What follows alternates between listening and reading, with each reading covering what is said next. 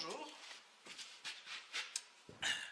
j'ai pensé vous faire une petite vidéo juste pour démêler un peu les questions d'enclume.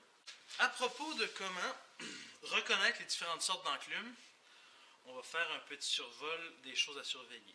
Alors, il y a des indices sonores, il y a des indices qui sont visuels, donc on va faire un petit tour de ça.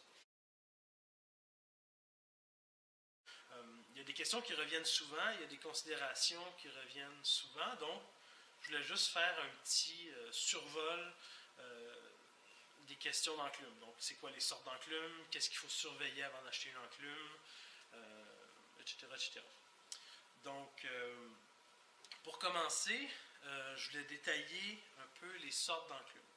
Donc, il y a 4 principales sortes d'enclume.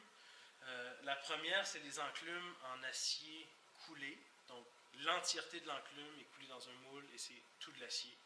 Donc, ça va être des enclumes après comme celle-ci. Donc, tout ce qui est JB, KL, Vaughan,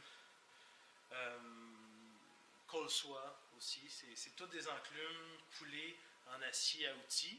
Donc, ça, c'est des enclumes qui sont souvent aussi plus récentes. Donc, on va souvent avoir des enclumes qui sont en meilleur état général. Pas toujours, mais souvent.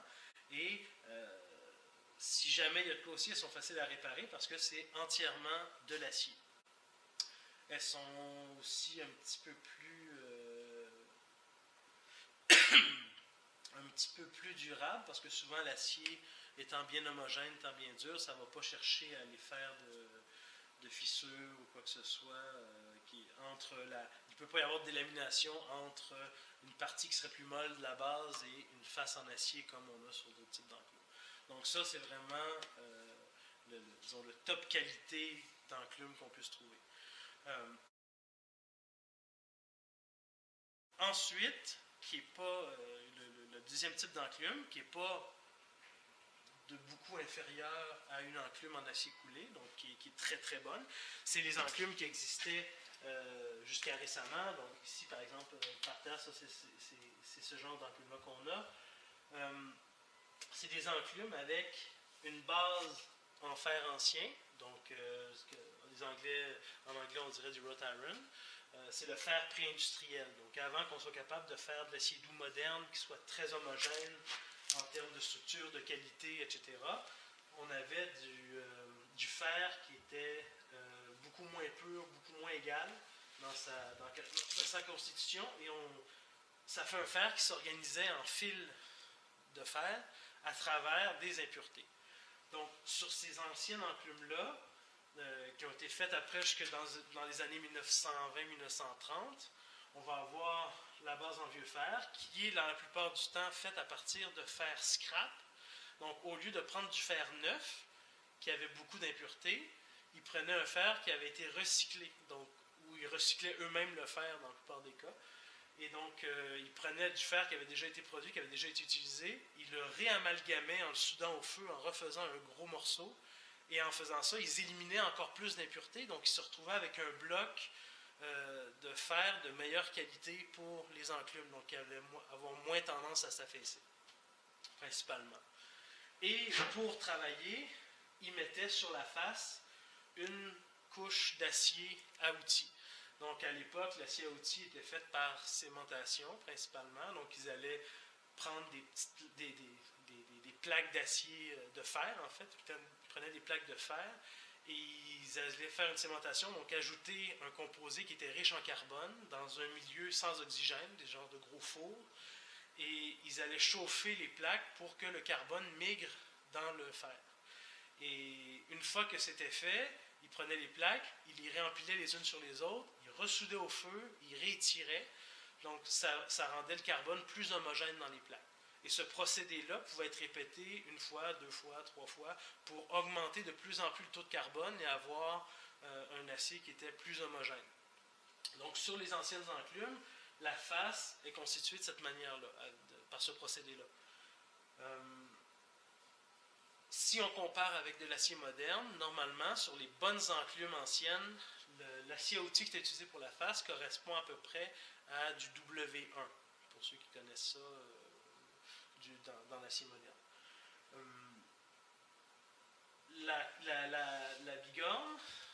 ce que certains appellent la corne, mais qui est que le nom en français, normalement, c'est la bigorne.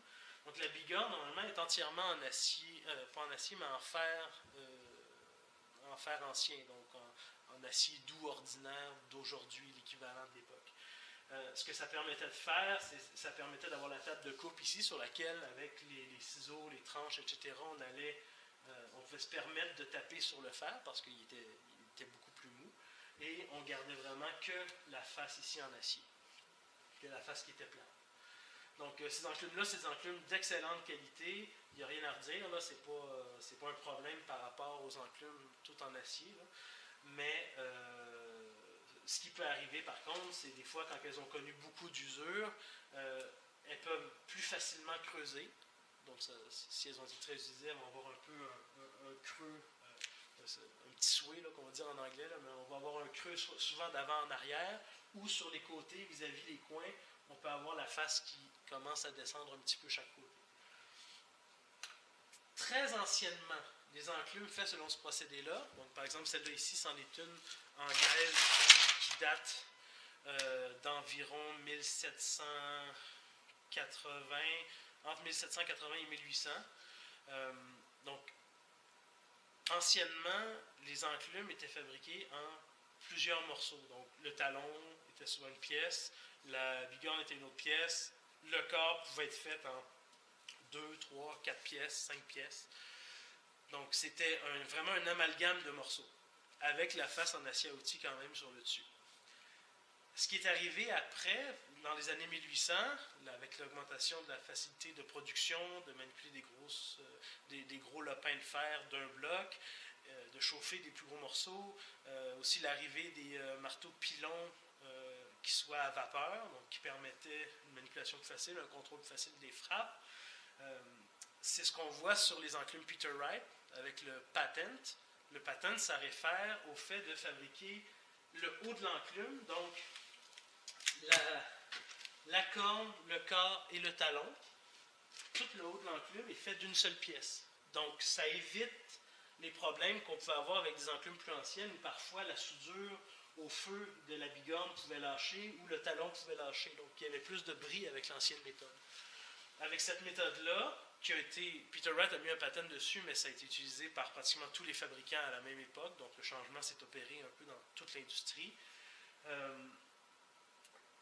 Avec la nouvelle méthode, le haut était fait d'une pièce et souvent la base était faite d'une pièce aussi. Et après ça, ils allaient juste souder au feu les deux parties ensemble pour après ça mettre la plaque d'acier à outils sur le dessus. Donc ça a été la révolution qui fait que ces enclumes-là sont devenues moins cassantes au niveau de la bigorne et du talon. Voilà, donc ça c'est les enclumes base en fer ancien avec dessus en acier à outils. L'autre sorte qui existe, ça va être les enclumes en fonte. Donc là, je vais vous en avoir une. Cette enclume-là, c'est une enclume en fonte. Donc, elle est coulée en fonte, toute la base, jusqu'à le bas de la bigorne. Tout ça, c'est de la fonte. Mais ces enclumes-là, avant, ne pouvaient pas vraiment être produites parce qu'on n'avait pas les procédés techniques. C'est la compagnie Fisher qui, vers la fin des années 1800, par exemple, celle-là date de 1893, donc vers la fin des années 1800, la compagnie Fisher a développé un procédé pour mettre une plaque d'acier à outils, et la plaque d'acier à outils va aussi sur la bigorne. Ici, là, on le voit, il y a elle commence à décrocher là, à l'avant. Donc, il y avait, c'était deux morceaux d'acier à outils qui étaient mis au fond du moule à l'envers, et avec des procédés de chaleur, ou je ne sais pas s'ils mettaient du flux, je ne connais pas le procédé exact, mais ils pouvaient couler dans le moule la fonte par-dessus la plaque d'acier à outils, et que l'acier à outils fusionne avec la fonte dans le procédé, pour que ce soit vraiment comme si c'était soudé. Et donc, à partir de ce moment-là, ça a été possible de produire des enclumes comme les Fisher à bas prix. Donc, dans les marques qui font ce genre de choses-là, on a Fisher, on a Vulcan. C'est principalement les deux compagnies qui faisaient ça. Donc là, la qualité de ces enclumes-là va dépendre de l'épaisseur de la plaque d'acier à outils. C'est sûr que La fonte, quand il y a un problème, c'est compliqué à réparer. Donc, ça peut être un inconvénient. Mais quand elle est en bon état, surtout les Fisher qui ont une plaque d'acier à outils plus épaisse, sont très résistantes. C'est des excellentes enclumes. L'avantage que certains vont y trouver, c'est que contrairement aux enclumes tout en acier ou avec une base en fer ancien avec plaque d'acier sur le dessus, elles sonnent très mat. Donc là, j'ai pas de chaîne, j'ai pas d'aimant, j'ai rien qui puisse atténuer le bruit de cette enclume-là, et pourtant, elle fait presque pas de bruit quand on tape dessus. Alors que si je prends par exemple juste une enclume en acier, tout de suite ça sonne un peu comme une cloche. Donc voilà, ça c'est pour les enclumes en fonte avec base d'acier. Et la dernière sorte d'enclume,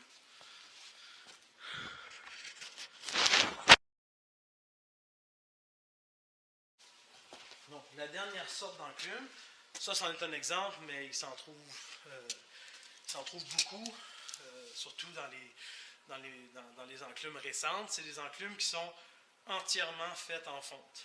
Donc, historiquement, dans les très vieilles enclumes, on en trouve qui sont faites en fonte grise, en fonte blanche. Aujourd'hui, souvent, elles sont faites en fonte ductile. Ça, c'est des enclumes avec la moins bonne qualité. Donc, là, juste comme marque, par exemple, la fonderie Waterloo au Québec en produit des enclumes en fonte. Donc, ça peut faire le travail. Je ne veux pas nécessairement relancer le débat. Ça reste que par rapport aux autres types d'enclumes, c'est la qualité inférieure parce qu'il n'y a pas de plaque d'acier à outils sur le dessus. Ensuite, les enclumes en fonte, le désavantage qu'il y a, elles marquent plus facilement, elles s'enfoncent plus facilement. Les côtés, les coins vont s'user beaucoup plus rapidement, vont plus s'arrondir, vont moins bien réagir aux coups manqués, aussi juste à l'usage répété à l'usure, donc elles vont s'user plus rapidement. Ça va être des enclumes de moins bonne qualité. Ça peut faire le travail, mais si on cherche une enclume qui va nous durer toute une vie ou qui va garder sa valeur, ça va être un petit peu moins intéressant, les enclumes en fonte. Voilà, donc ça c'est pour les types d'enclumes.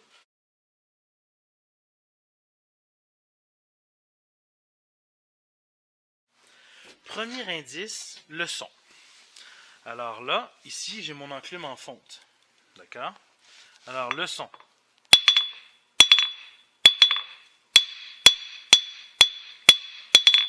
On est dans un son qui est très mat, qui est assourdi. Si je vais vers les pointes, ça va sonner un peu plus aigu.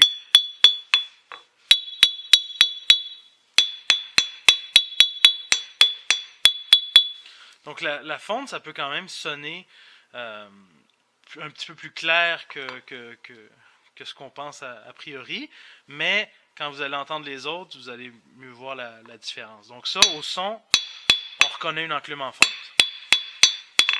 Okay. Donc ça, c'est une fonte, pas de plaque d'acier. La fonte avec plaque d'acier, ici on a l'enclume en fonte avec plaque d'acier. Donc ça, c'est une Fisher.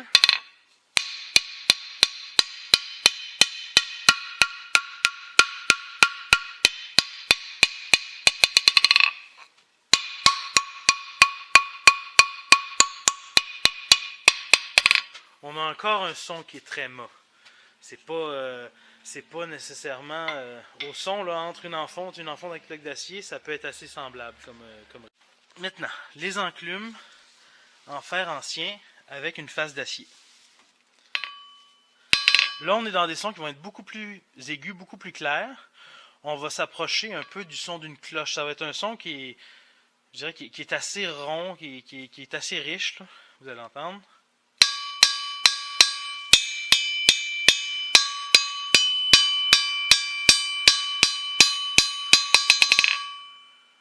Et ça, le son au centre, c'est normal qu'il soit différent du son sur le talon et sur la bigonde.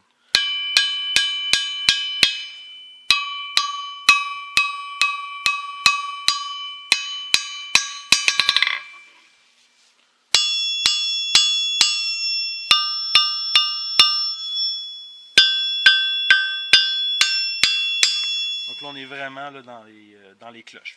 Et finalement, les enclumes tout en acier. Ici, j'ai une petite JB parfaite pour ça.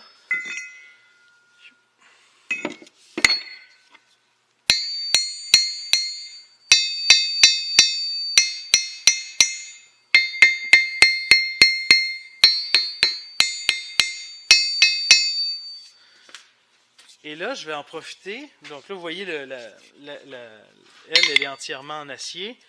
Et souvent, le son va être encore une petite coche plus claire, un petit peu plus... un son qui est un peu plus... disons, une seule note, là.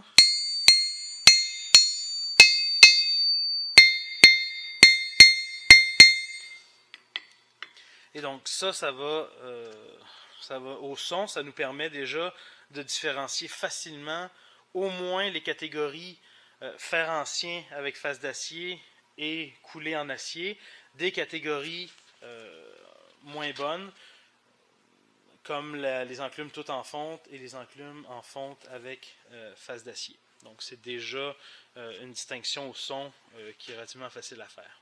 Là, comme vous l'aviez remarqué, on a tapé une Peter Wright, une Maushold, une Neighbourden. Ici, ça c'est une Foster.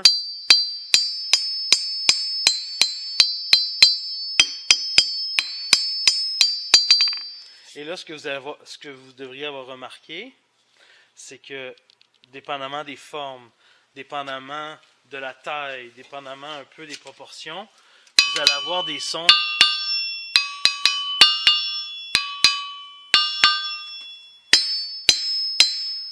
qui vont varier entre chaque enclume, même si c'est des enclumes qui sont de bonne qualité et qui partagent les mêmes caractéristiques.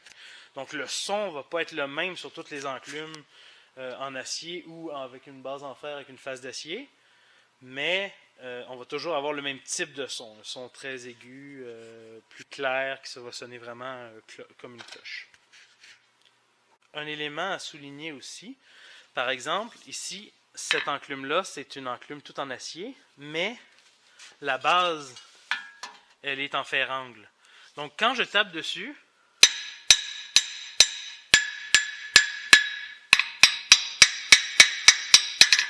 elle devrait sonner exactement comme celle-là.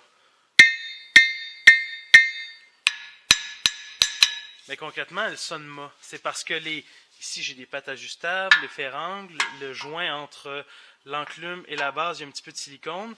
Donc, j'ai des éléments dans la base qui absorbent le son. De la même façon, si une enclume n'est pas bien appuyée, si elle bouge quand on la teste, plus l'enclume, elle a peu de points de contact et moins il y a de choses qui absorbent la vibration à son contact, plus elle va donner le vrai son naturel de l'enclume. Donc ça, faut en tenir compte aussi quand on teste le son. Si je connais pas ça du tout, puis que j'arrive et je teste cette enclume-là, puis que je dis, oh, elle sonne pas bien, elle est en fonte, ben, je me trompe parce que le son est modifié par la base et l'absorption. En général, quand une enclume n'est pas sur une base, donc quand on vous vend une enclume qui est complètement libre sur une table et tout, là, le son, il devrait être franc, puis il devrait vous donner la bonne information déjà.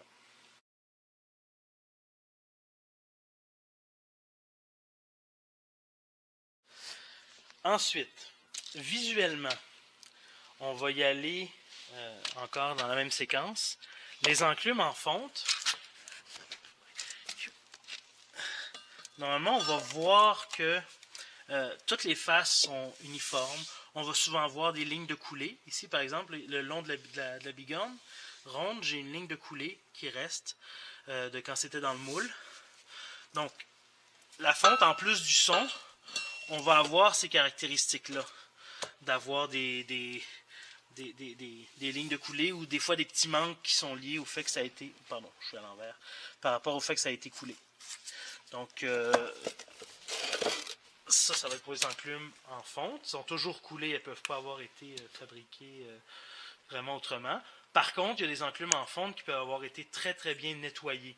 Si la personne qui l'a acheté de la fonderie a vraiment tout effacé les lignes de moule et Ouais, ça. Et les petits, des fois, les petites différences. Des fois, le moule est en deux parties. Il peut y avoir un léger décalage entre les deux parties, des choses comme ça. Donc, si la personne elle a vraiment bien nettoyé l'enclume, toutes les bavures, toutes les petites imperfections, ça se peut que ça paraisse pas vraiment les lignes de coulée. Par contre, vous allez toujours avoir des faces qui sont trop uniformes, trop lisses, trop régulières. Pour dire que ça, pour quelque chose qui n'aurait pas été coulé. Donc vous allez savoir que c'est coulé quand même, mais au son vous allez savoir que c'est de la fonte. Même chose avec la Fisher. Si je vais avec la Fisher ici, elle a plus son logo. Par contre, elle a plus son logo sur le côté, normalement qu'elle devrait avoir en fait de ce côté-ci. Les enclumes sont... Ouais, ça non, je le dirai après. Son logo, normalement, il devrait être ici. Là, elle l'a plus. Souvent, ils vont l'avoir, là, vraiment un gros logo qui va sortir ici en 3D. Par contre, ce qu'on voit, le Fisher ici est renfoncé. Il y a une zone renfoncée. Les lettres sont quand même enfoncées dans le fer, en fait, dans la fonte. Ce qui pourrait donner l'impression que ça a été poinçonné. Mais on va toujours, en fait, on va pratiquement toujours trouver des éléments comme ceux-ci. Donc là, ça c'est l'année de fabrication de cette enclume-là, 1896. C'est en relief. Si une enclume était forgée, ça serait impossible d'avoir du relief comme celui-là dans les lettres. Ce serait possible, mais ça serait vraiment un ouvrage incroyable. Là. Les fabricants ne faisaient pas ça. Donc les enclumes coulées, on va souvent avoir des reliefs. Là, ça va être la même chose pour les enclumes en acier. Là, après, ce qui va différencier les deux, vraiment, ça va être le son.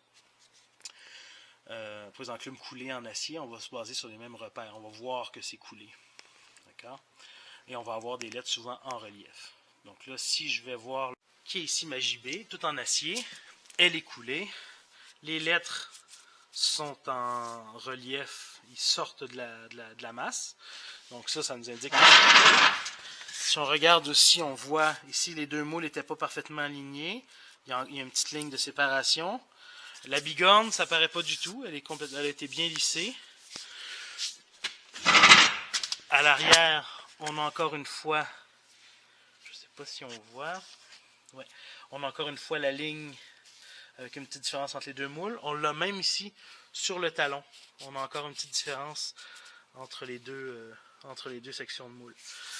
Donc là, on sait qu'on a affaire encore à une enclume coulée, mais c'est au son qu'on va être capable de faire vraiment la différence entre la fonte et l'acier. Un autre type de marquage, c'est l'OJB ça aussi, mais il est écrit un peu différemment, dépendamment des époques. Donc ça, c'est la caractéristique de toutes les enclumes coulées. C'est les traces de moule, les lettres en relief, principalement. Ici, j'ai un modèle un petit peu particulier. C'est une enclume haut de Nam. Donc, elle n'a aucune marque qui indique son nom, à part sur les pattes. Je ne sais pas si on le voit ici. C'est haut de Nam. Ça, les pattes étaient coulées en acier et soudées électriquement sur le corps qui est en acier. Là, j'ai pas réussi à trouver une documentation écrite, moi factuelle, qui me permettait de dire que c'est bien vrai, mais normalement, ces enclumes-là, selon des spécialistes d'enclumes en Angleterre à qui j'ai parlé, et certaines personnes de ma connaissance qui ont aussi vu passer cette information-là, cette sorte d'enclume-là, normalement, était faite dans les années 1950 à peu près, avec les restes de blindage de la Deuxième Guerre mondiale. Donc, c'est de l'acier très dur, très solide. C'est mon enclume la plus dure, en fait. Et en fait, elles étaient découpées dans les plaques d'acier. Elles étaient découpées à la torche. Donc, on voit, en fait, on voit les marques, les lignes de coupe à la torche sur la grosse plaque, là, en dehors des éléments, des pattes soudées. On voit que ça a été découpé, là. Donc ça, c'est un cas un peu spécial. Si vous croisez une enclume haut de Nam, ça a de l'air ça a presque de l'air fabriqué maison, mais c'est de la super bonne qualité. Là. Donc, ça, n'hésitez pas non plus. C'est de très bonnes enclumes. Même le trou était découpé à la torche. Je ne sais pas si on le voit, là, comment c'est pas égal, puis il y a les ronds. Là. C'était assez spécial. Alors, les enclumes forgées, pour les reconnaître, on va avoir différents indicateurs. Déjà, les enclumes coulées, il peut y avoir des fois des trous pour les manipuler, mais il va y en avoir souvent moins que sur les enclumes forgées, et il y en a qui n'y aura pas. Donc, par exemple, ces enclumes forgées, on va souvent avoir un trou sur le pied en avant, un trou sous la bigorne, un trou en dessous, ici, et à l'arrière, on va également avoir un autre trou. Ça, c'est des trous qui servent à manipuler l'enclume ou le pain de fer chaud et l'enclume hors du feu sur les zones où elles doivent être travaillées sous les pilons, etc. Donc, ça va être un bon indicateur. Ensuite, sur les enclumes forgées, on va souvent voir des restes de joints, en fait, parce qu'elles sont faites en plusieurs parties. Donc, par exemple, ici, la patte, on voit ici un petit repli de soudure au feu de quand elle a été fixée à la base. C'est moins uniforme aussi, c'est moins égal. Sur les enclumes forgées, les surfaces vont être moins lisses. On voit des coups de marteau, on voit des coups on voit des coups sur la surface, on voit que c'est un peu plus inégal. Il y a certains fabricants dont le résultat est vraiment, mais vraiment, vraiment bon, puis on voit très très peu de marques, mais souvent, sous le talon, là on va avoir un fini beaucoup moins régulier. C'est des endroits qui étaient moins travaillés, moins faciles à aller chercher. Donc, on va voir des différences d'épaisseur un petit peu, on va avoir des transitions qui sont pas complètement régulières. Là. Donc, avec ça, on est capable de repérer une enclume qui a été forgée. Souvent aussi, les enclumes forgées, les inscriptions sont étampées, donc au lieu d'être en relief, elles sont creuses. Et ici, on va voir aussi souvent la ligne de la face en acier qui a été soudée au feu sur le corps en fer ancien. On va souvent voir la ligne qui reste du repli puis de cet amalgame-là. Là. Donc ça nous permet d'identifier les enclumes forgées assez aisément avec ces caractéristiques-là. Là. Surtout l'inégalité un peu des surfaces, là, les coups de marteau qui restent. On voit que c'est travaillé à la main. Là. En gros, quand on se fait un peu l'œil, ça devient évident. Donc, voilà comment on reconnaît les enclumes forgées, visuellement. Voilà, donc quand on va acheter une enclume, on va surveiller plusieurs choses. Déjà, le type d'enclume. Donc, on va essayer d'aller chercher une enclume, idéalement, soit tout en acier, soit avec une base en fer ancien et une plaque d'acier sur le dessus. Ça va être notre cible numéro 1. Si on tombe sur une enclume en fonte avec une plaque d'acier sur le dessus en bon état, ça peut être un très bon choix aussi, surtout si c'est une Fisher. Si c'est une Vulcan puis qu'elle est en bon état puis que vous êtes un hobbyiste, l'enclume va bien résister. Mais si une Vulcan est un peu abîmée ou si vous voulez avoir une enclume pour vraiment dire qu'il va vous suivre pendant toute votre vie et que vous allez pouvoir faire après n'importe quoi dessus puis y aller, puis que vous allez à un moment donné travailler du stock un petit peu plus gros aussi, ben là c'est sûr que moi je conseillerais d'aller plutôt vers la meilleure qualité. Je trouve que ça vaut la peine. Après, chacun fait ce qu'il veut. Quand on va acheter une enclume, on va surveiller plusieurs choses. D'abord, la table. On veut que la table soit la plus droite possible. Donc là, ici, quand vous allez pour acheter une enclume, vous pouvez apporter une règle et vous pouvez la mettre dessus. D'accord? Donc, comme vous voyez là, cette enclume-là, elle est parfaite. Je regarde dans cet axe-là et je regarde aussi dans l'autre axe. D'accord? Donc là, la face est parfaitement droite. Est-ce que c'est obligatoire d'avoir une enclume avec une belle face parfaitement droite? La réponse est non. Si vous en avez une, vous allez aimer ça, parce que ça simplifie certaines choses. C'est quand même plus agréable à travailler. Mais si votre enclume a des imperfections, c'est pas grave, vous allez vous y habituer et vous allez quand même pouvoir vivre avec. C'est juste qu'elle va valoir un petit peu moins cher à l'achat quand même. Ici, c'est ma Ableton. Là, je sais pas si on le voit, mais elle, au centre, on ne doit pas le voir à cause du soleil. Je vais le mettre comme ça. Elle, au centre ici, j'ai un gros 16, presque un 8, dépendamment des endroits, surtout en plein centre. C'est qu'en fait, à force d'être utilisée, la face s'est tranquillement affaissée, un tout petit peu. Globalement, la face est quand même uniforme, elle est lisse, elle est plate. Ça, pour travailler, franchement, ça posera aucun problème. Dans l'autre sens, je vais aussi mettre comme ça, je crois. Non, je vais le mettre comme ça. Dans l'autre sens, elle est parfaitement droite. J'avais pas de jour dans cet axe-là. Donc, j'ai une face.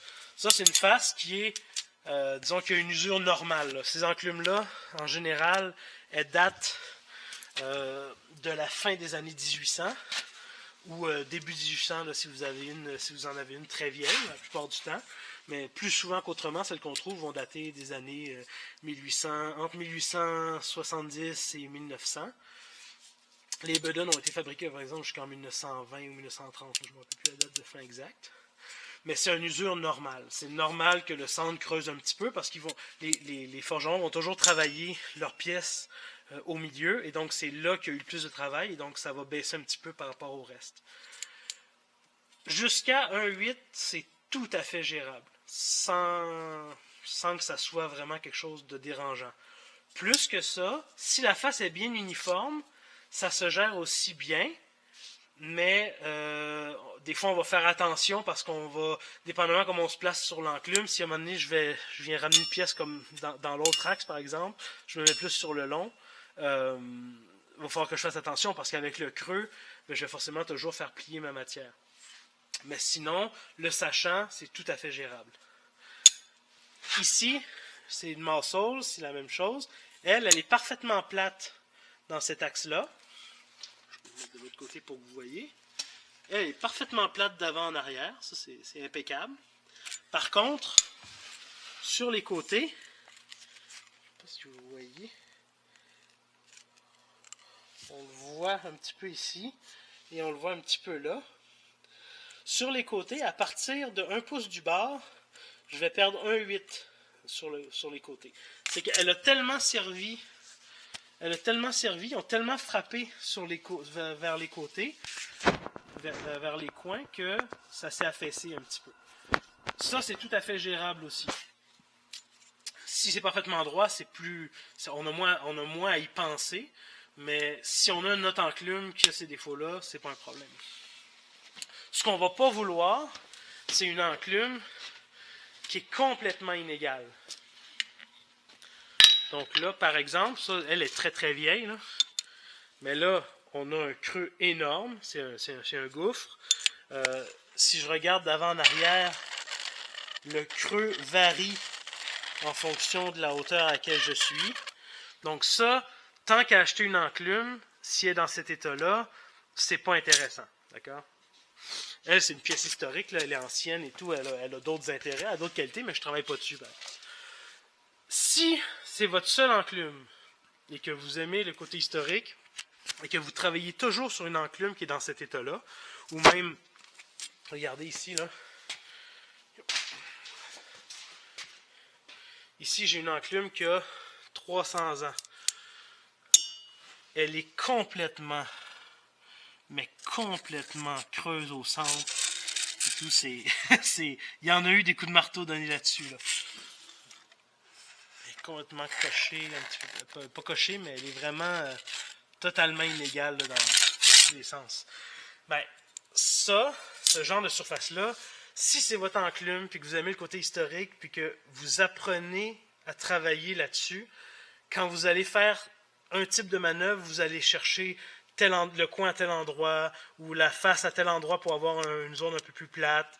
Donc, vous allez vous adapter à votre enclume. Puis si vous travaillez en permanence sur la même enclume, ben, vous allez vous y habituer. Puis vous allez avoir le réflexe de toujours aller sur la section de votre enclume qui répond aux besoins de ce que vous travaillez.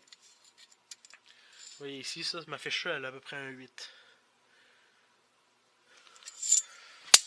Donc ça, c'est pour les faces. Donc en gros, dans l'idéal, vous prenez ce qui est le plus droit possible et le plus uniforme possible dans les deux axes. Mais si vous avez un creux qui est régulier et que vous avez amplement de surface bien plane sur l'enclume, ça ne posera pas de problème. Vous allez pouvoir vous y habituer. Ce n'est pas la fin du monde.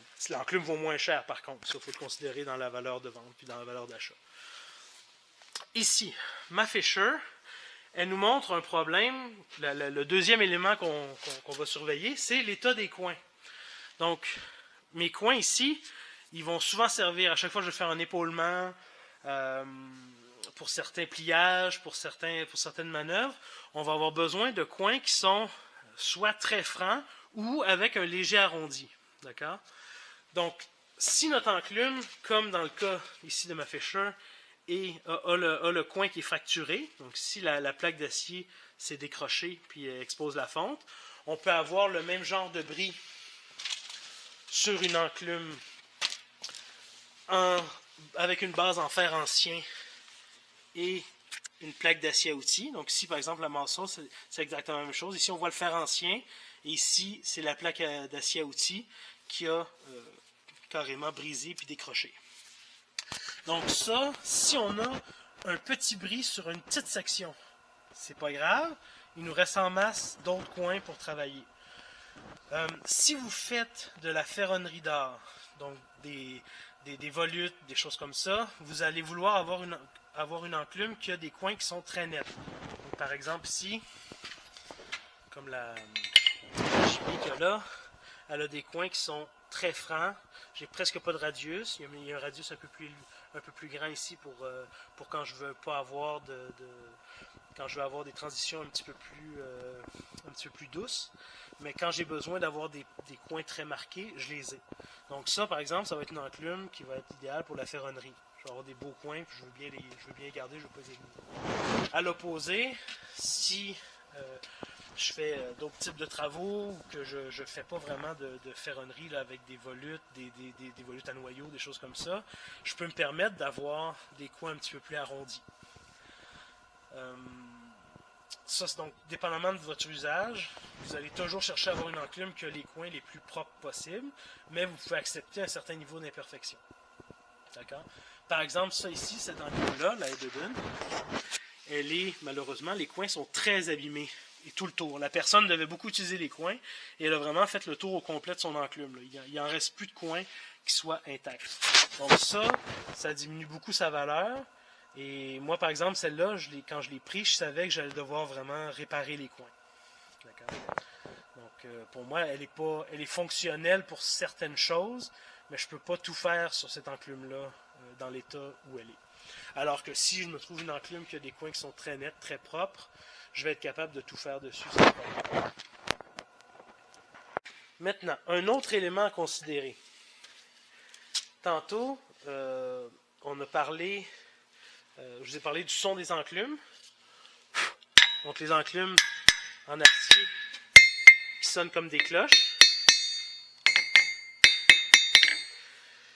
Plus notre enclume elle est dure et en bon acier, plus le rebond va être bon. D'accord? Donc là, j'ai une partie. Là, quand je donne un coup, j'ai une partie du coup qui est absorbée par la table. Donc, pour tester vraiment une enclume, il faut qu'elle soit sur une base très très dure, stable, solide. Mais les enclumes en acier vont permettre au marteau de rebondir un peu plus. Mais ici.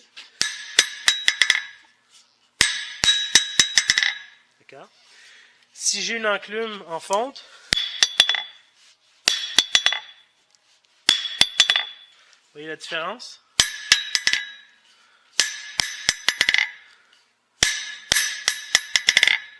Moi, je le sens beaucoup dans la main, mais là, je ne sais pas si ça sort autant au niveau de la caméra. Je ne sais pas à quel point ça paraît, mais ça rebondit moins. Les enclumes avec base en fer face à acier. Quand elles sont de très bonne qualité, ça va rebondir énormément plus.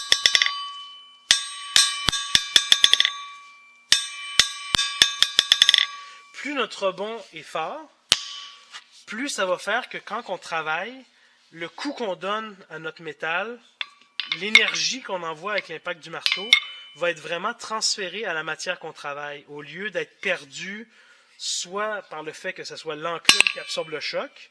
Ça va faire la même chose si l'enclume est en mouvement et pas sur une bonne base, ça va absorber une partie de l'énergie. Donc tout ça, ça diminue l'efficacité de notre travail. Donc on veut une enclume qui rebondit bien et qui va permettre un travail plus efficace.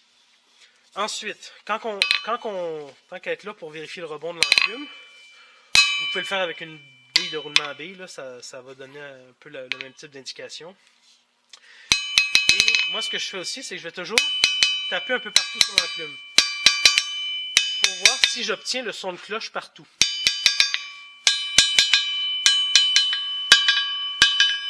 C'est normal que le talon sonne différent du centre, qui sonne différent de la corne, de la bigorne, c'est-à-dire. Donc c'est normal que j'ai un son différent entre le talon, le centre et la bigorne. Déjà parce que la bigorne, elle n'a pas de face d'acier dessus, donc c'est uniquement le fer ancien. Mais en plus, vu qu'elle est en extension par rapport à l'enclume, c'est normal qu'elle résonne plus.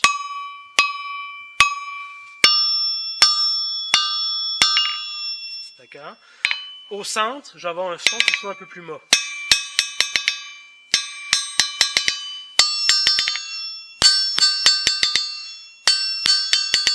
Mais c'est toujours un son qui est clair et uniforme. À l'arrière, au talon.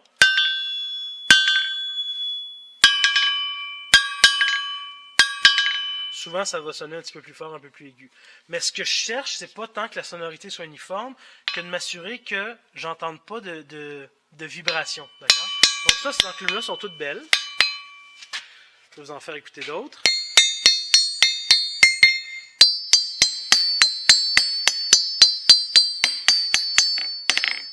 Et maintenant, une enclume à problème. Bon, ici, c'est évident. D'accord? Là, on le voit. On voit que les soudures au feu, là, il y a eu plusieurs morceaux d'agencés ici. Et la face, elle est carrément en train, si on voit ici la craque, là, le haut est en train de carrément se décrocher. Là. Il y a des fissures dedans. Donc là, si on écoute le son, la bigorne, elle sonne pas si mal, mais c'est sûr que les problèmes du corps impactent un peu sur la vibration. Le talon,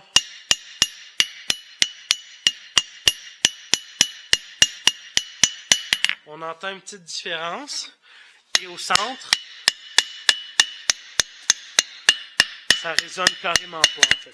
Cette enclume-là, elle absorbe l'entièreté du choc que je lui donne. L'entièreté du son est absorbée par les fissures. Donc, quand je tape sur une enclume, souvent ça va être les enclumes avec face d'acier et corps en rot, ou sinon en fer ancien, ou sinon les enclumes en fonte avec face d'acier. Quand je tape sur la face, si j'entends qu'une section, par exemple, si j'entendais qu'ici ça sonnait avec une double vibration dedans, ou un petit peu plus mat, ou que le son est un peu plus absorbé, ben là, je pourrais vérifier, puis j'aurais peut-être que je trouverais une craque, par exemple, ou que je verrais que la face est en train, en fait, de se décrocher. Et je peux taper juste à côté et que ça vibre bien, et que ça soit vraiment juste une petite section qui soit en train de se décoller. Ça m'est arrivé. J'avais été voir une enclume Fisher, exactement comme celle-là. Voilà. J'avais été voir une enclume Fisher exactement comme celle-là dans le coin de Québec. Et tout le devant ici était en train de se séparer de la partie en fonte. Et quand on tapait,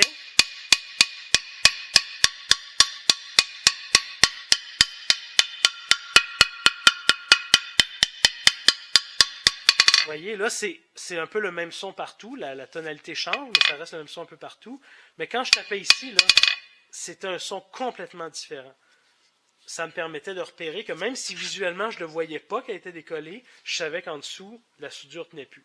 Donc ça, c'est important de surveiller ça parce que ça fait perdre de l'énergie, mais c'est aussi à risque que plus tard, cette délamination-là avance dans l'enclume et que ça finisse par soit casser la face ou qu'il y ait des problèmes qui surviennent. Donc ça, on va éviter ça. Moi, je vous dirais, éviter une enclume dont la face pose des problèmes majeurs de déformation, donc quand c'est vraiment très très creusé. Pour moi, plus qu'un 8 de creux, là, quand on est rendu à du 1/4, là, moi ça m'intéresse plus parce que le creux est tellement fort que je trouve ça dérangeant. Et aussi, essayer d'avoir des coins qui soient beaux. Moi, cette enclume-là, je m'en sers beaucoup parce que malgré ses bris, j'ai mon autre enclume de travail qui, elle, a des coins parfaits, donc ça me permet de compenser. C'est très important de savoir à quel type d'enclume on a affaire avant de la tester. Parce que, par exemple, un son comme celui-là, il ressemble quand même beaucoup au son de mon enclume en fonte. Donc là, l'enclume en fonte, c'est normal qu'elle sonne comme ça.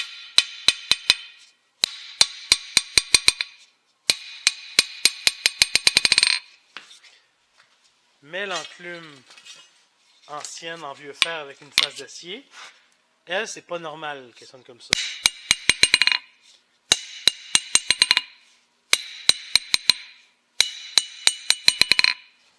Parce qu'elle, elle devrait sonner comme ça.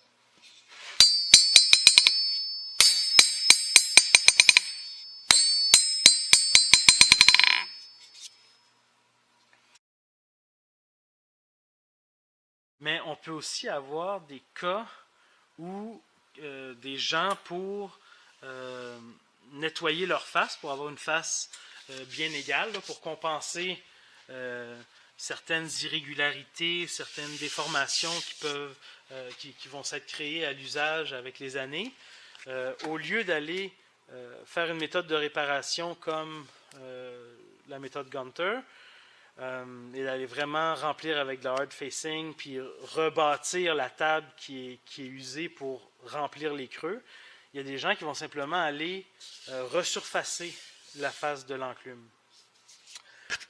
Pourquoi c'est une mauvaise idée?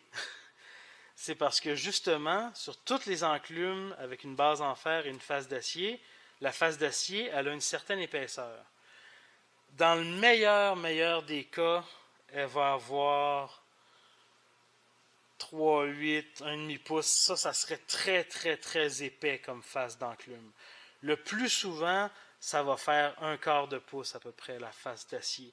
Donc, c'est pas aussi épais qu'on pourrait le penser. Et souvent, les gens ont l'impression que c'est plus épais parce qu'ils regardent sur les côtés de l'enclume, et là, sur celle-ci, on ne le voit pas, mais on a l'impression on voit le repli. En fait, on voit la zone, je ne sais pas si on le voit sur la Muscle.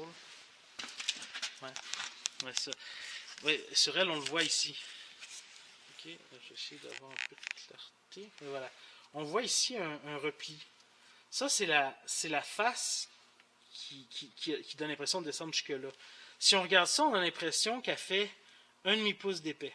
D'accord?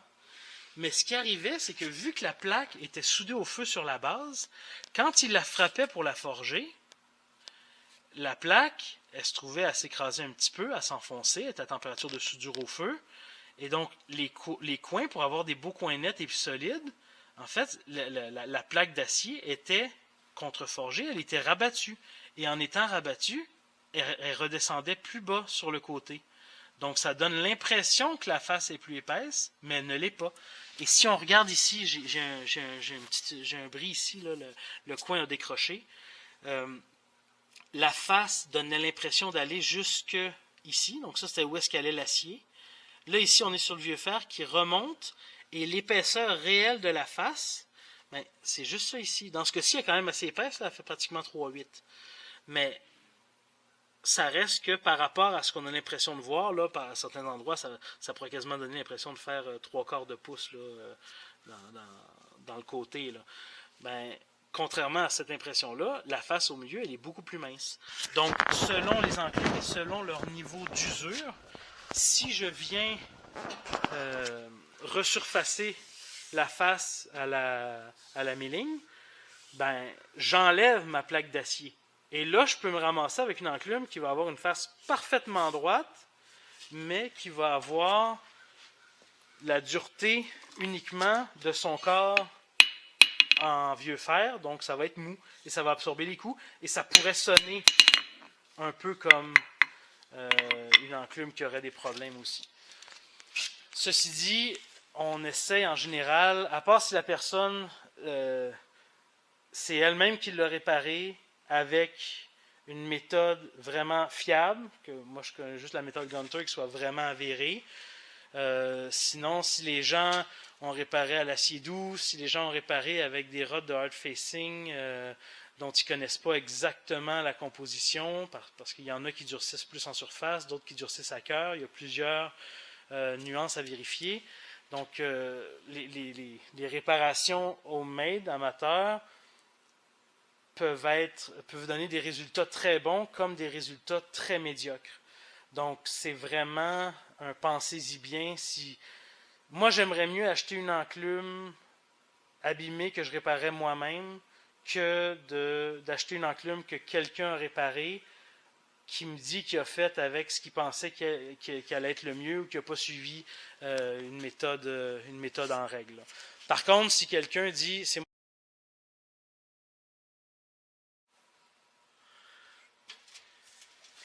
maintenant, une autre question qu'on se pose souvent, c'est quelle taille d'enclume ça prend.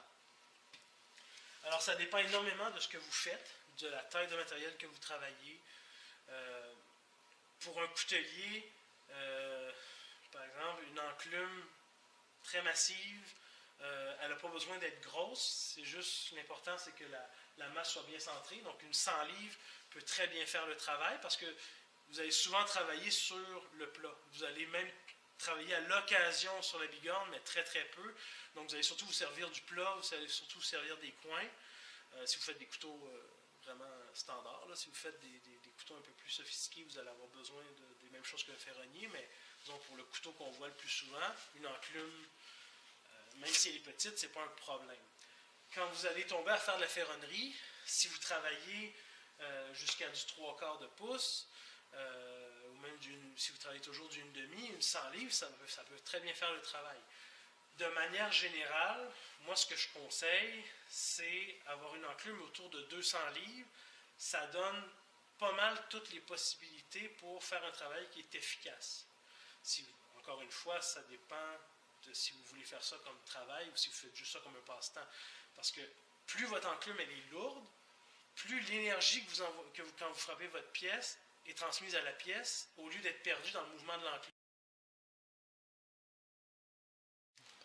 Maintenant, quand on rentre dans le monde des enclumes forgées, là, il y a un peu de tout qui s'est fait et de toutes les époques. Donc, si on prend des enclumes très anciennes, donc comme celle-ci, ben, celle-là, elle va dater de 1780 à peu près.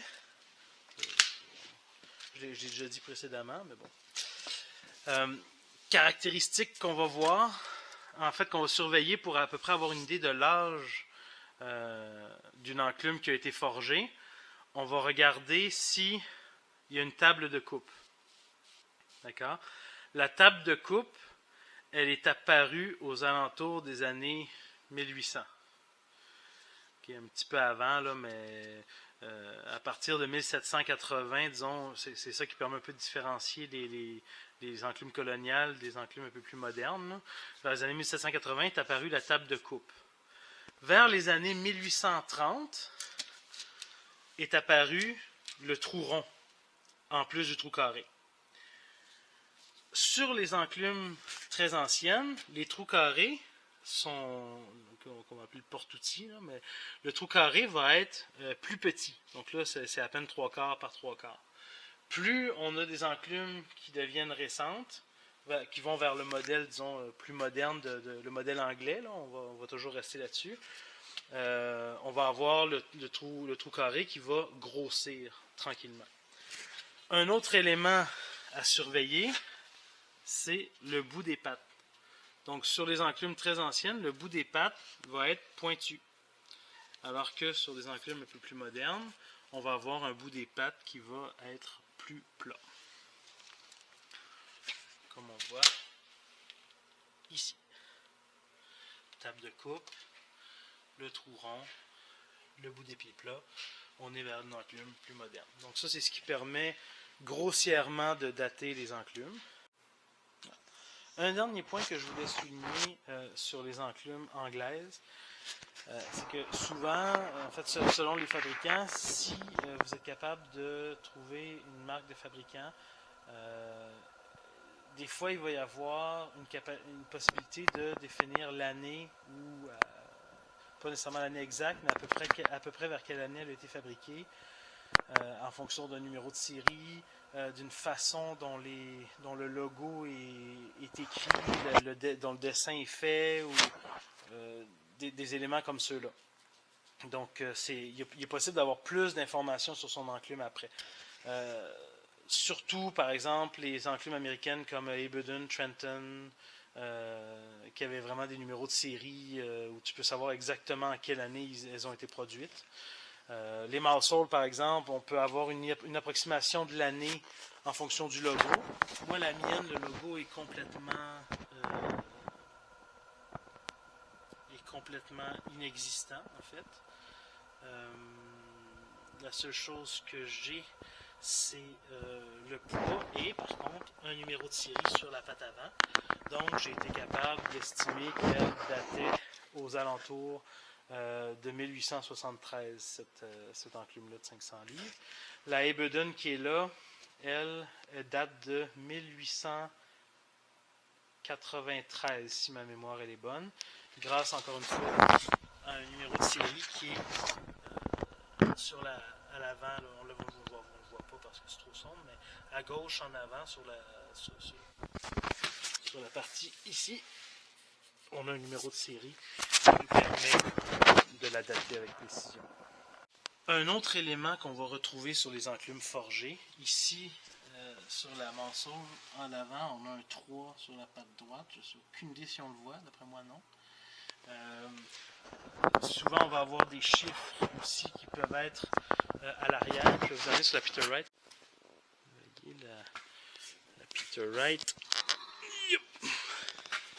On a ici un 0 de chaque côté du trou au niveau des pieds en avant. Donc, en général, ces chiffres-là qui sont sur le pied peuvent être un peu sous la bigorne, ou peuvent aussi être sous le talon. Donc, c'est les principaux endroits où on va les retrouver. Ces chiffres-là, normalement, c'est des chiffres qui correspondent à des numéros d'inspecteurs ou des codes d'inspection pour dire que l'enclume a été vérifiée, qu'elle répond au standard, etc. Donc, c'est intéressant parce que c'est juste des codes qui souvent donnent l'impression d'avoir une signification alors qu'en fait c'est simplement un code de vérification qui ne peut pas être interprété. On n'a pas de registre à savoir qui avait quel numéro ou qu'est-ce que signifiaient les codes là, à l'époque. Donc ici par exemple je m'appuie Peter Wright, on a les chiffres, sont difficiles à lire et le nom aussi. On voit un peu les restes du Wright, mais c'est vraiment pas facile à déchiffrer. Il y a les Peter Wright ou certaines enclumes ont des caractéristiques qui se reconnaissent quand même assez bien. Par exemple, les Peter Wright, elles ont le plat ici à l'avant et à l'arrière sur les pieds. Donc ce plat-là, c'est caractéristique des Peter Wright ou des Henry Wright. Sur les enclumes plus anciennes, on va souvent avoir aucune lettre, aucun lettrage, aucune indication du fabricant. Mais dans certains cas, on peut la trouver. Mais plus l'enclume est ancienne, souvent, plus c'est effacé. Ici, là, je vous mets un peu en biais là, pour vous le deviner, là, mais il y a un R ici, puis il y a un Hill, H-I-L-L, ici. D'accord? Le L, c'est une lettre qui a l'air d'avoir été rapportée un peu par rapport. Là. Je pense que c'est un propriétaire ultérieur qui l'a marqué. Mais les écritures originales du fabricant sont en général au centre de la face, qui est opposé au forgeron, qui est droitier. Donc quand on est droitier, l'enclume, là je me place dans ma position de travail, l'enclume va toujours être dans cette position-là par rapport à moi. Donc la bigorne vers la gauche, le porte-outil vers la droite, et donc les inscriptions vont rarement être de ce côté-là. Normalement, il n'y en a pas. Dans certains cas, vous allez en trouver, ça peut arriver. Mais dans la très très grande majorité des cas, les inscriptions vont être de ce côté-ci de l'enclume et vont être vers le centre de la face du côté. Voilà. Donc, ça c'est pour les enclumes forgées. Souvent, c'est là qu'on va trouver de l'information et c'est là aussi qu'on va voir les chiffres qui vont donner le poids. Sur les anciennes enclumes, comme je dis, souvent il n'y a pas de marquage. Il y a certains fabricants qui ne faisaient pas de marquage non plus sur leurs enclumes, qui faisaient juste produire des enclumes et qui ne marquaient rien. Des fois, on peut les reconnaître un peu par la forme et tout, mais là, ça devient plus une question de collectionneur puis de spécialiste d'enclumes que vraiment de forgeron. Là, juste pour mal faire, justement, ma petite Foster ici,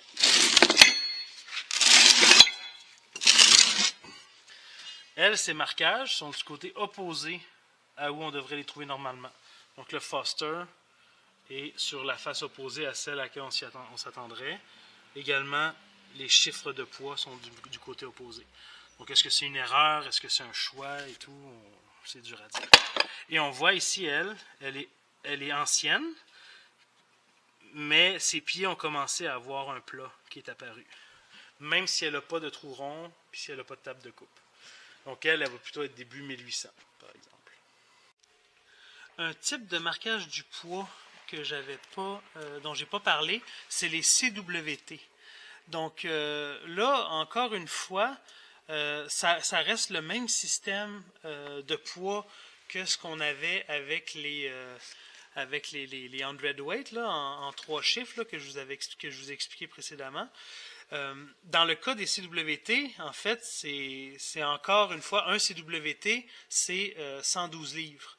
Donc, 1 et 3 quarts, c'est 112 livres, plus le 3 quarts de 112 livres. Donc, ça, les CWT, c'est aussi très courant là, sur les enclumes anglaises comme type de poids, mais ça va plus être sur les enclumes un peu plus récentes et souvent sur les enclumes coulées. J'ai jamais vu écrit en CWT sur une vieille enclume anglaise forgée. Mais bon, ça, c'est une autre manière de calculer le poids. Là. Donc, celle-là, c'est, de mémoire, c'est 196 livres que ça donne, là, 1 et 3 quarts CWT. Donc, voilà. Et s'il y a 2 CWT, ben, ça va faire une enclume de 224 livres. Et voilà. Et les Brooks aussi, de l'autre côté, elles sont carrément écrites en kilos. Là, je pense qu'on ne voit pas, là, mais c'est écrit 87 kilos.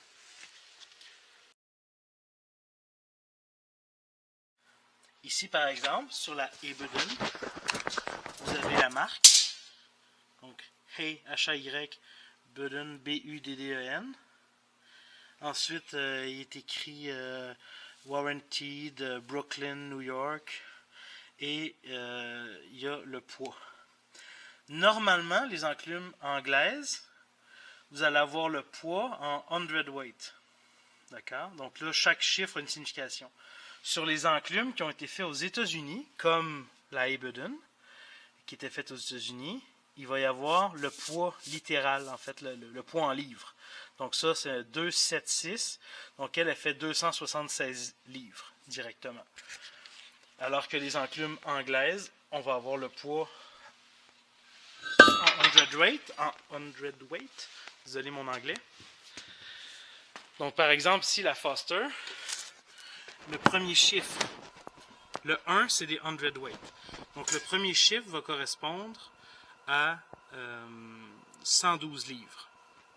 Le deuxième chiffre, c'est des quarts de hundredweight. Donc ça va être 28 livres par chiffre. Le chiffre maximum qu'il peut y avoir au centre, c'est un 3. parce que si c'était un 4, ça fait 4 quarts de hundredweight, donc ça tombe à augmenter le premier chiffre.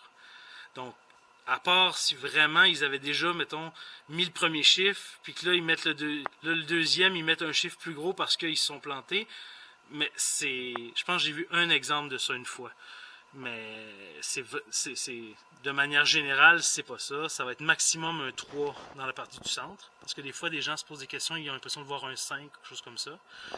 Donc, maximum un 3 dans la partie du centre. Et le dernier chiffre, c'est les livres qui ne rentraient pas dans les arrondis. Donc là, si c'est pas un 112 ou un 28 livres, la balance qui reste, ben par exemple, si c'est 2 livres, donc ça va être de ce chiffre-là, ça peut être n'importe quoi de 0 à 27 livres. Parce que si c'était 28, ça tomberait dans cette catégorie-là, dans la catégorie du centre. Donc ça donne le poids que ça avait à sa fabrication. En général, quand on les pèse pour de vrai, sur les vieilles enclumes, on a un poids qui est inférieur à celui qui était marqué. De quelques livres, ça peut jouer un peu. Dans certains cas, elles vont être un petit peu plus lourdes, mais la plupart du temps, sont une petite affaire plus légère. Ce sera l'usure, des petits morceaux de fer qui ont chippé, des petits accidents qui sont arrivés. Donc, globalement, en général, elles perdent un peu de poids. Ce qui peut aussi arriver, par exemple, ici, sur ma morceau, l'artisan qui la possédait devait fabriquer des outils tranchants. Donc, soit des ciseaux à chaud ou à froid, ou je ne sais pas exactement ce qu'il fabriquait, probablement à froid en fait. Et une fois qu'il avait fait son outil, pour vérifier si son tranchant était bon, ben, il faisait une coche sur son enclume pour simplement vérifier la qualité de son outil. Si son outil était suffisamment bon, il n'allait pas avoir de misère à faire une coche dans le fer ancien. Donc ici, chacune des coches qu'on voit, là, c'est entièrement couvert de lignes. Là.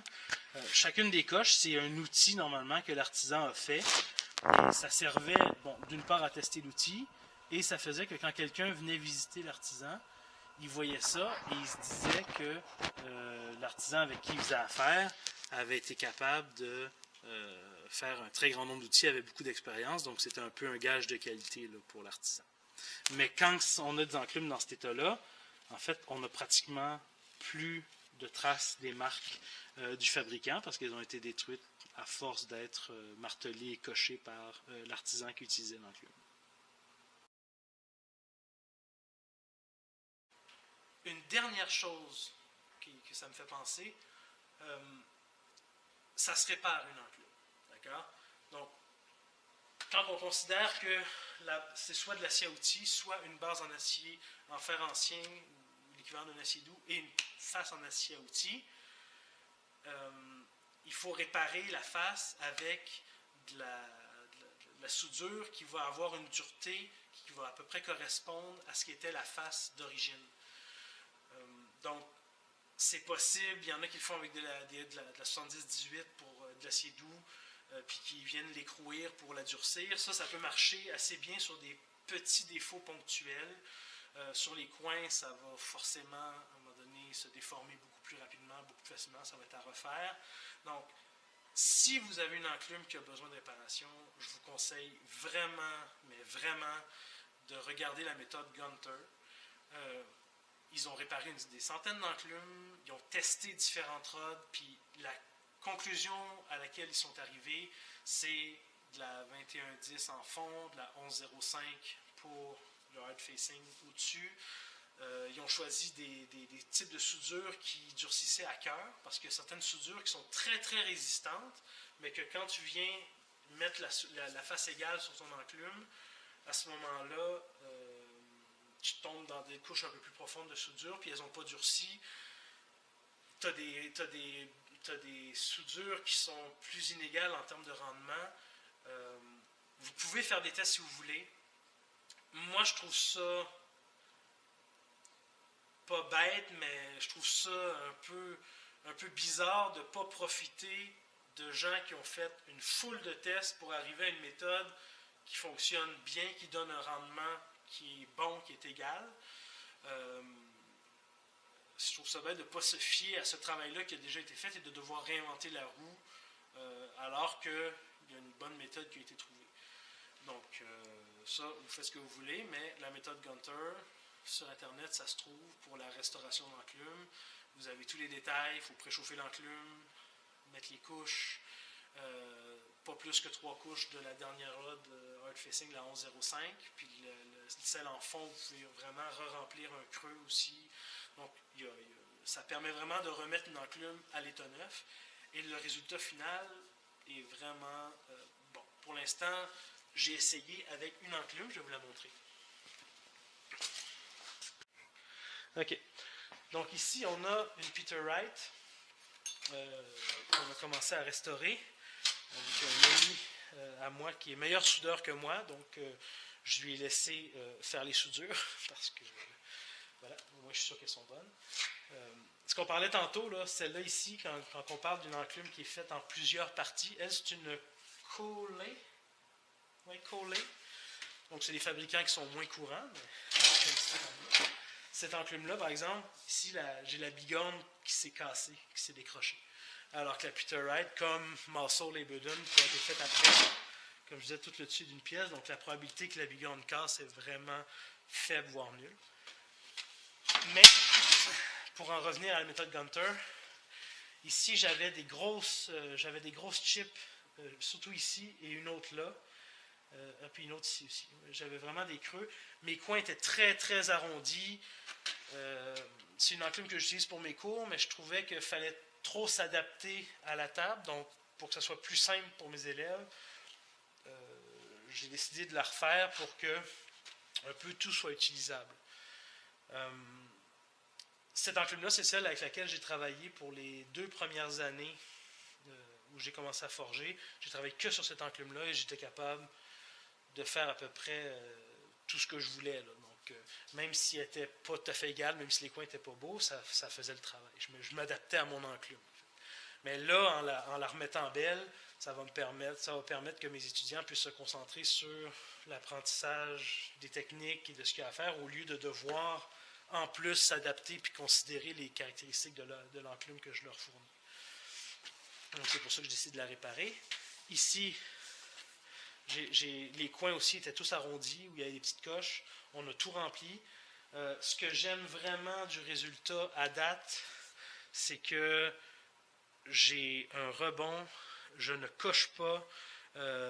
Normalement, c'est censé finir à 50-52 Rockwell de dureté. Ça a du sens quand je la tape. Je vais aller vous chercher un marteau, je vous montre ça. Donc, voilà ici.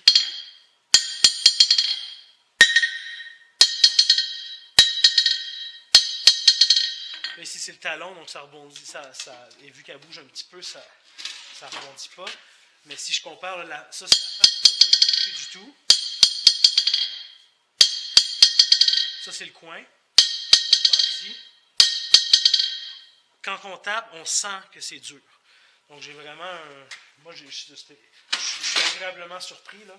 Et j'ai enlevé, c'était comme ça ici aussi, à cet endroit-là. Donc, j'ai quand même enlevé pas mal de soudure. Puis, à cœur, la soudure, elle est dure. Là, je vais vous montrer. Là, si je tape avec mon coin ici, je fais des petites coches sur la face qui est d'origine sur l'enclume. D'accord? Je tape sa soudure. Je fais des coches encore un petit peu moins profondes. Cette soudure-là et ce coin-là qui a été rebâti est un petit peu plus solide que la face d'origine de ma Peter Wright. Donc, en termes de qualité de réparation, je trouve que la méthode Gunter, en tout cas, sur papier, elle a fait ses preuves, et là, en la testant, elle fait ses preuves aussi amplement. Donc là, on fait une préchauffe. On a la 11.05, les 3 dernières passes maximum en 11.05. Au fond, on a mis de la 21.10 si on avait des trous plus creux. Je postillonne. On a mis de la 21.10 si on avait des trous plus creux à remplir qui correspondaient qui allaient nous forcer à utiliser plus que 3 couches de 11.05 en surface. Une fois qu'on a tout soudé, en fait, pendant qu'on soudait, si notre enclume baissait en température, parce qu'on l'avait préchauffé dans ce cas-ci, entre 350 et 400. Donc, si elle refroidissait, on allait la réchauffer. J'ai acheté une torche de couvreur, donc ceux qui réchauffent le bitume là, sur les toits en goudron. Donc, on la réchauffait pour qu'elle garde toujours sa température. Une fois la soudure complétée partout, on a réchauffé l'enclume en entier à 400. Avec les crayons là, de température, on peut tester qu'on est bien à bonne température. Et ensuite, on l'a mis dans une poubelle. J'avais une poubelle en métal avec de la vermiculite. Et par-dessus, j'ai mis de la roxule, là, de la laine de verre, mais anti-feu. Donc, tout ça bien emballé. Ça l'a pris 24 heures après, quand j'ai ouvert, c'était encore très chaud, fait que j'ai refermé. Et le lendemain, donc 48 heures après, j'ai ouvert et là, tout était froid. Donc, ça a été un refroidissement qui est très, très lent. J'ai pas de fissure entre ma soudure puis le corps de mon enclume. Donc, ça va être à finaliser, mais de ce que je vois pour le moment comme rendu, comme efficacité, c'est vraiment impeccable. Donc, pour résumer encore une fois, je vous suggère, si vous avez une réparation à faire, d'y aller avec la méthode Gunter. Et si vous faites une réparation avec la méthode Gunter, normalement, que vous prenez avec les bonnes rods, les bons préchauffages, que vous suivez la méthode à la lettre, vous allez avoir une réparation vraiment de qualité. C'est comme si vous aviez récupéré une enclume neuve ou avec une qualité de ce qu'elle était, cette enclume-là, quand elle a été fabriquée. Donc, vous ne créez pas de mauvaise surprise pour les prochains propriétaires. Pour vous-même, vous gardez son plein potentiel. Ça vous donne aussi, si vous la vendez à quelqu'un puis vous dites elle a été restaurée, mais que vous dites que ça a été fait avec la méthode Gunter, à peu près tout le monde sait que c'est une méthode éprouvée, et donc vont avoir confiance en votre réparation également. Ça peut faciliter la revente. Voilà. Et donc, moi, je vois mal pourquoi aller vraiment vers autre chose, à moins de recommencer à faire des tests, puis de comparer avec la méthode, faire une enclume avec la méthode Gunter, ou faire une partie avec la méthode Gunter, faire une autre partie avec une autre méthode pour voir si on obtient encore une meilleure qualité, mais je ne vois pas ce qu'il y aurait à aller chercher de plus que j'ai une dureté encore plus grande sur ma réparation que sur la base. C'est reconnu que ça ne va pas chipper, c'est une belle dureté intermédiaire. Une enclume, on ne veut pas que ça soit dur en fou, dans le sens où si c'est trop dur, puis qu'à un moment donné, on tape un coin, soit par accident ou parce qu'on travaille un métal un peu plus froid, ou des choses comme ça, on ne veut pas que ça aille chipper pour rien, puis qu'après ça, il y a une réparation à faire. On veut que l'enclume soit le plus dur possible pour transmettre l'énergie à la matière qu'on travaille, mais pas assez dur pour que ça nuise à notre outil. Et donc, on a un beau compromis là, qui rend bien. Donc, c'est mon plaidoyer là, pour utiliser l'expérience que les autres ont menée et qui ont eu la gentillesse de partager au lieu d'essayer de réinventer la roue.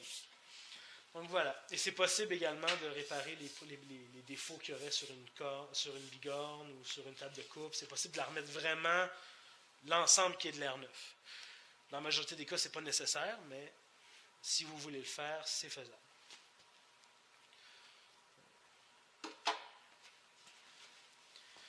En espérant que le tout vous aura été utile, si vous avez des questions, n'hésitez pas. Si vous voulez savoir des choses plus spécifiques sur un sujet en particulier, je peux faire des petites vidéos au besoin sur un sujet ou sur un autre.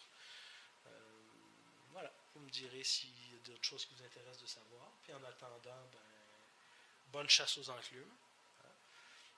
Il y en a encore beaucoup qui sortent en vente, il y en a beaucoup qui se trouvent encore partout.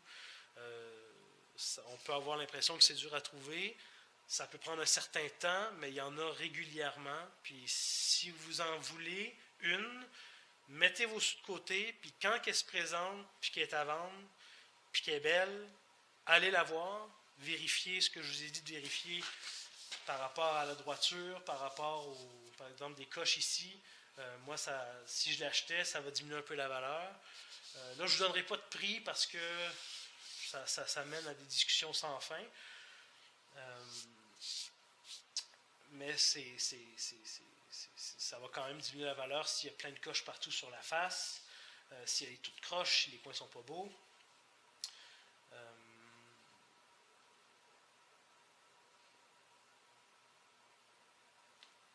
Donc, ayez votre argent en main et lorsque l'enclume qui est belle se présente, allez la voir, testez la face, le rebond, le son, vérifiez qu'il n'y a pas de fissure dans la table ou dans le corps de l'enclume avec votre marteau en tapant pour écouter comment ça sonne. Et après ça, si vous l'achetez, c'est là. Puis allez-y vite. Parce que les belles enclumes, à bon prix, il y en a souvent qui apparaissent, mais c'est dans la journée qu'elles se vendent. Donc, quand vous êtes prêt, il faut y aller. Il ne faut pas bretter. Ça, c'est un petit conseil en plus que je vous fais en cadeau. Voilà. Ah oui. Si vous voulez faire une réparation avec la méthode Gunter, il faut que vous envisagiez que c'est quand même une bonne dépense. D'accord? Donc, c'est pas juste j'ai une enclume maganée, je m'en fiche, je vais la réparer avec la méthode Gunter. C'est comme si c'était rien. Les boîtes de rod coûtent plus que 100$ chacune. D'accord?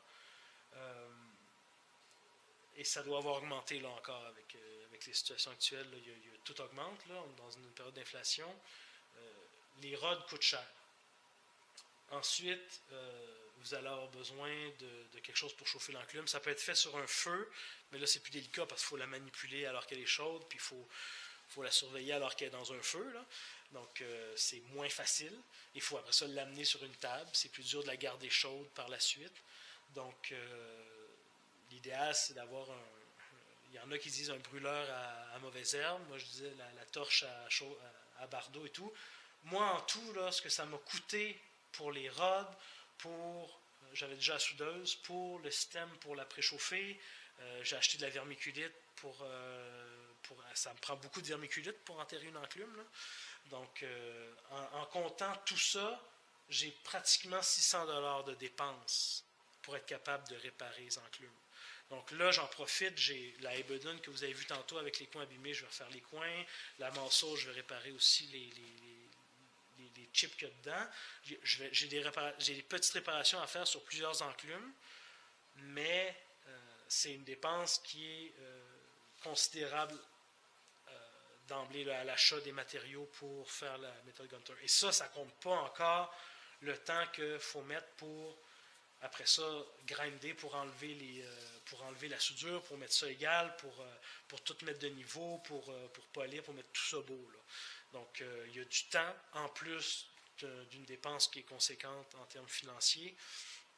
Donc, si vous êtes un hobbyiste, si vous faites ça pour le plaisir, que vous ne voulez pas en faire un travail, puis que vous ne voulez pas avoir 10 enclumes, idéalement, c'est d'acheter une enclume qui est en bon état au départ, parce que si vous devez mettre les sous pour être capable de la réparer, ou la faire réparer par quelqu'un, il y a un réparateur en Ontario, là, John Chappie, qui fait ça, ben, ça va vous coûter plusieurs centaines de dollars pour faire réparer une enclume. Donc là, il faut soit que vous l'ayez eu pour une bouchée de pain, ou bien, si vous l'avez payé pour un prix conséquent, ben, ça ne vaudra pas la peine financièrement de la faire réparer. Donc, ce n'est pas une option qui est idéale à petite échelle. D'accord? Donc, voilà. J'espère que ça vous aura informé suffisamment. Et l'important, c'est de s'amuser.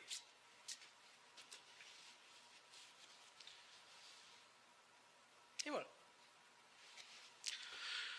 Donc, bonne journée. Alors, un petit aparté sur le fer ancien. Ici, j'en ai un morceau de fer ancien. Et vous voyez, ça fait un effet un peu comme du bois, là. Donc, les fibres de fer avec les résidus de minerais qui n'ont pas été éliminés lors de la purification du fer. Donc, tout est encore là. Et c'est avec ça qu'est faite la base des enclumes. Donc, le fer ancien. Et donc, quand ça a été recyclé, on a plus de fer pour moins de résidus. Donc ça fait un fer de meilleure qualité. Aussi, là c'est pas lié aux enclumes, mais ce fer-là résiste beaucoup mieux à la rouille, principalement parce que les impuretés protègent le fer de la rouille. Donc, quand ma face est exposée à l'eau, ça a été dans une rivière pendant 100 ans. D'accord? Donc, quand la face du métal est exposée à l'eau, ben, le fer qui est en surface, il rouille. Mais après, la couche d'en dessous, c'est les résidus du minerai, qui sont un peu l'équivalent, disons, qui ont des propriétés équivalentes à celles de la roche. Et donc, il faut que cette roche-là, qui n'est pas vraiment de la roche, mais il faut qu'elle soit usée par le passage de l'eau, jusqu'à temps qu'elle atteigne un autre brin de fer, pour que lui, il rouille, et que là, elle retombe encore sur une couche de résidus. Et donc, ça fait que ce processus-là ralentit énormément la dégradation du métal. Si je prends une barre de fer ordinaire de l'acier doux et que je la laisse dans l'eau pendant 100 ans, je ne retrouverai strictement rien. Alors que là, j'ai perdu un peu d'épaisseur, mais c'est encore là. De la même façon, les mailles